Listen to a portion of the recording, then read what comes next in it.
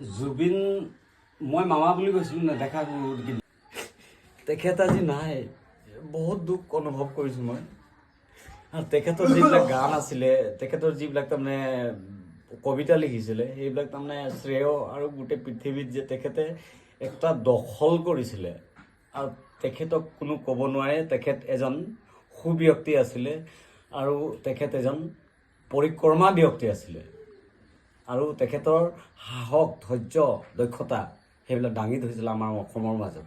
আগতে গম পাইছিলে তেখেতে মই যে মৰি যাম, কিন্তু আগতে লিখি থোৱা ইনে তুমি দিয়াহি এপাহি ফুল, ও জীৱন তুমি ৰহনীয়া ৰঙৰে বুল, প্ৰতিদিনে তুমি দিয়াহি এপাহি ফুল, ও জীৱন তুমি